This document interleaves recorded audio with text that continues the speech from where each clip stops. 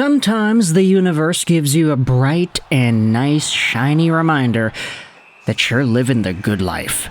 And it doesn't come across right away. Sometimes it takes a little bit of, dare I say, foreplay before you really start feeling it and when you really start acknowledging how great everything is. Today what we're doing is talking about some of the recent discussion that was held on RDS in regards to the Montreal Canadiens and the San Jose Sharks. We're going to leave a link in the description. 2 links actually, 3 links actually. First is, of course, to ExpressVPN. If you need a VPN, go out there and use our affiliate link. It'll help you out. It'll help me out. You can get some free months in there as well. So just trying to save y'all some money. But I'll leave a link in the description to Habs AL on Ash and their Instagram page because they went out there and posted this video.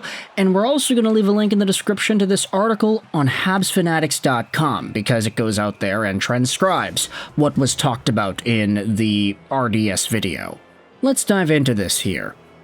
A surprise trade proposal was raised this afternoon on the airwaves of RDS by Martin LeMay, and it involves Macklin Celebrini. The excerpt is this: Celebrini for Hutson. Would you do it? The RDS host mentions that he would make this trade and he would do it tomorrow morning because Celebrini is quite a player.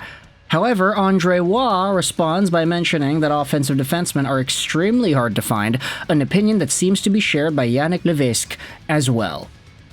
Andre Waugh mentions that he would obviously trade Juraj Slafkovsky for Macklin Celebrini. But obviously, in this case, we imagine that it would be the San Jose Sharks who would refuse the trade.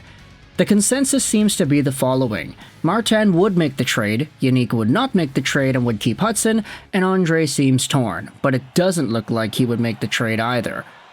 Of course, it's an interesting discussion meant to entertain and spark a thought-provoking debate, but we all know very well that it will never happen. And so, here's the thing, I wanted to dive into this because sometimes it's okay, to have fun conversations about whether or not you would or should or could do things. I get it, a lot of people would go out there and look at this like, oh, what the stupid video topic you're going out there and talking about? Why are you doing this? And it's because sometimes you just shouldn't take life too seriously, bro. We don't need to make videos about anything, really, so I should go out there and make videos about stuff that I think is interesting enough to talk about, and that's what this is right here. Would you do Hutson for Celebrini, swapping 2 Boston University legends for each other? And honestly, this is one of these debates where the fact that even the folks on RDS can't come to a unanimous agreement. One guy says he would do it, another guy says he wouldn't do it, and then another guy says that he's very divided and he can't really decide. This is where you talk about, oh yeah, it's really that difficult. It's not easy to make this kind of a move. In fact, if you go over to Boston University in 23-24, Hutson and Celebrini were the top guys on the team in points. Celebrini had 64 points in 38 games, Hutson had 49 in 38 games too, so they're already used to being on the same team with each other. It's just for Celebrini, he ended up having what was one of the best freshman seasons we had ever seen for a player in the NCAA. He ended up winning all these awards. He had won the Hobey Baker as a freshman, which had only been done 4 times ever. Paul Correa, Jack Eichel, and then Adam Fantilli the year before Macklin Celebrini, so yeah, it's been a good run for NCAA freshmen the past 2 years, but Celebrini obviously has been doing some incredible work with the San Jose Sharks. You head over to what he's doing right now at 18 years old, 28 points, 31 games played, 63-point projection over 70 games. He has been one of the main driving forces of offense on the San Jose team. He has missed some significant time, though, due to injury. After the first game of the season, he ended up going out, but still, he is the top guy in points per game on that San Jose Sharks squad, I'm pretty sure, and it's for a reason. You watch the way he moves, you watch the way he does his business at the National Hockey League level. There's the ability to come into the league and just start producing like crazy.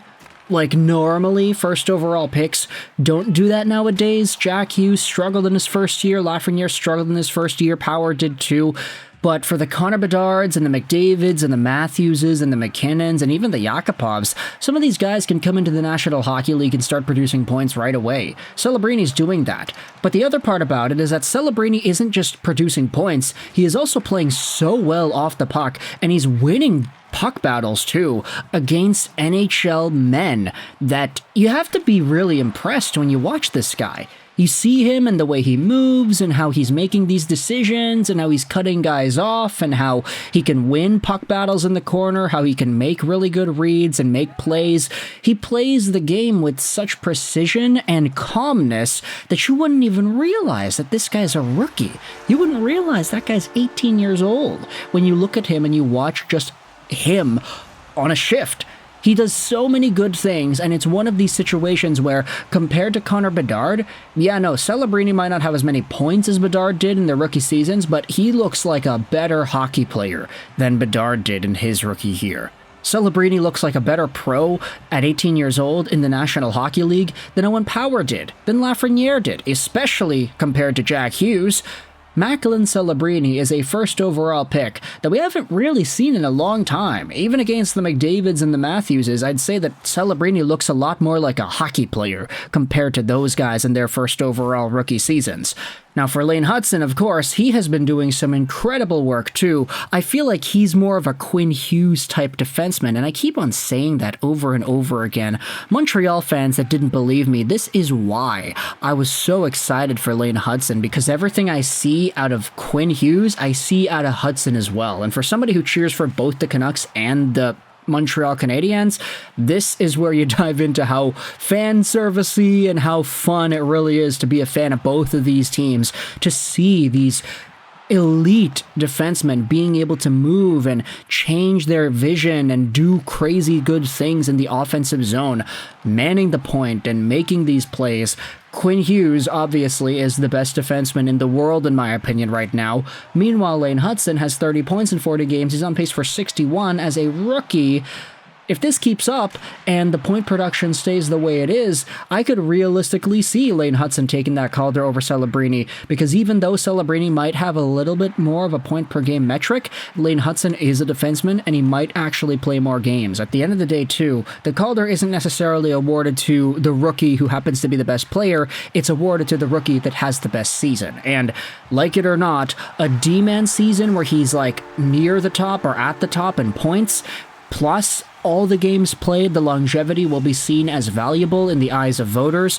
And if Celebrini is, let's just say, barely edged out in points, it'll be difficult for him to fully win the Calder with unanimous results. But anyways, when it comes to whether or not you would trade these guys for each other, I do feel like the value would stack up in a very meaningful way. Both of these guys would be right in there in regards to how much value they'd have in a trade, and thus it's kind of ambiguous as to whether or not it would make sense to trade for each other. San Jose, could they use a puck-moving defenseman like Lane Hutson? Yeah, any team would, realistically, but they're benefiting a lot from Celebrini. So it's very difficult to go out there and justify that kind of a move. And Montreal, would they need another center like Celebrini to go above Nick Suzuki? Yeah, it'd be very, very useful, but having Hutson is useful too. Honestly, I'd say that maybe because Hutson is more unique of a player, I can name only 2, 3, 4 defensemen that are as skilled and capable as Hutson and who have that kind of mold. It's like Quinn Hughes, Fox, McCarr, and Hutson.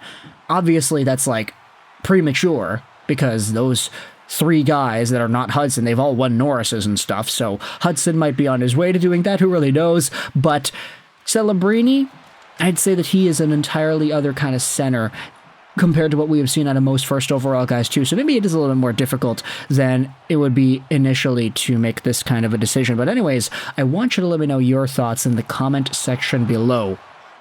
How do you feel about this entire idea of trading away Lane Hutson for Macklin Celebrini? It's some ridiculous trade talk, I get it, but I wanted to go out there and talk about it anyway, because obviously, anytime you can talk about a first overall pick heading over to the Montreal Canadiens, yeah, it gets a little bit interesting, baby. So let me know your thoughts in the comment section below. Hutson or Celebrini, would you do it, would you not? I hope you enjoyed this video, and bye.